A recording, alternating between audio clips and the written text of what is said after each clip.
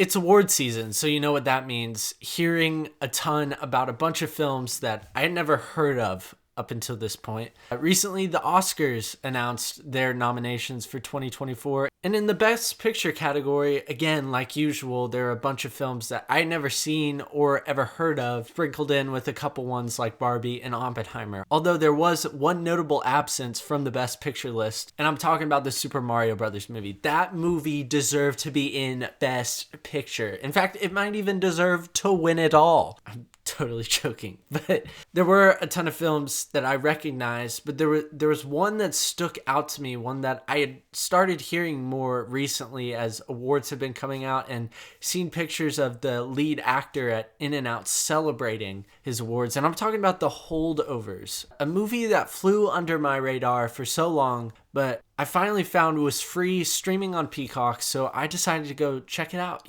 see what all the hype was about. Was this the masterpiece that I had heard so many people talk about on Letterboxd, or if this was just another overhyped, overrated movie? And I'm happy to say that I really enjoyed watching The Holdovers. It's not what I thought it was, but now that I think about it, I'm not sure what I thought it was going to be.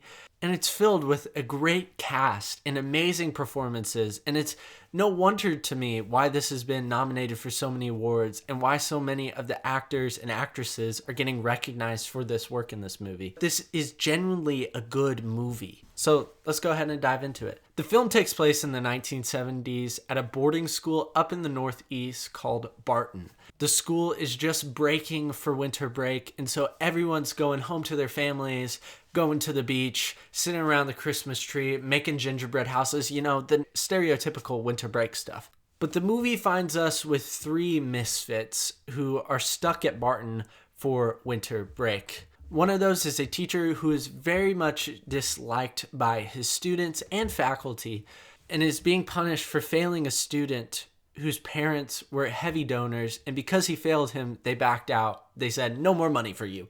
So the headmaster's obviously mad that he's not getting his Christmas bonus this year, so he punishes this teacher by making him in charge of the holdovers, all the students who would be staying over winter break.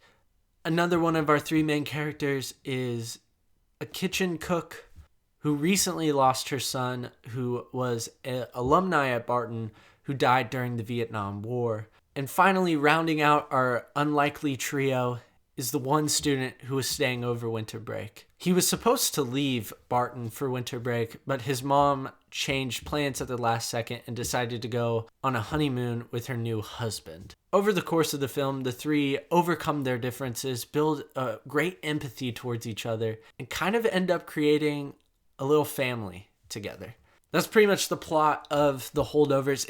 It's a really sweet film. It's sad at a lot of different circumstances, but I also found myself laughing at various different parts throughout the film. This is not a film that's just going to kick you in the gut repeatedly. It will give you a lot of emotional moments, and there's a handshake towards the end of the movie that is really emotional. But sprinkled throughout are various different points of humor, and I think this film does a very good job at balancing both the emotional moments of the film and also the humorous parts of the film. The entire cast gives stellar performances, absolutely, but Paul Giamatti definitely stands out. I can see why he's nominated for Best Actor. It makes sense. He gives a phenomenal performance here. Steals every scene he's in.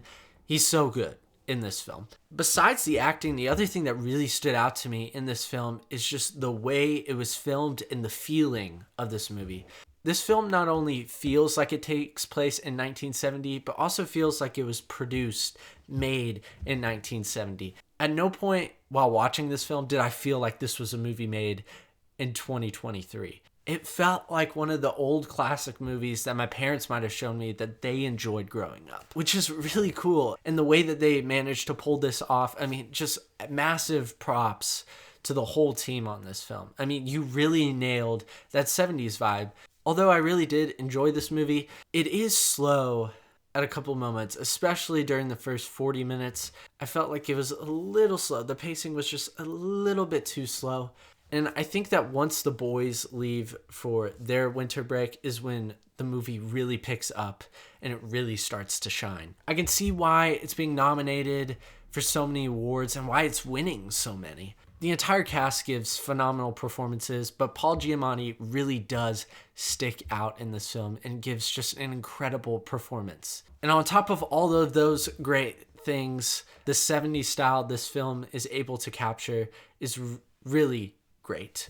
I will say, I don't think this is a film for everyone, but I do highly recommend you check that out. And it's refreshing to finally actually be able to recommend something. That's something I don't do very often these days. Definitely check out The Holdovers if you have a chance. If you have a leftover Peacock subscription from the Bills-Chiefs game, go check this one out. But that's about all I have to say about The Holdovers. Let me know down in the comment section below what you guys thought. As always, I appreciate you guys stopping by, watching the video.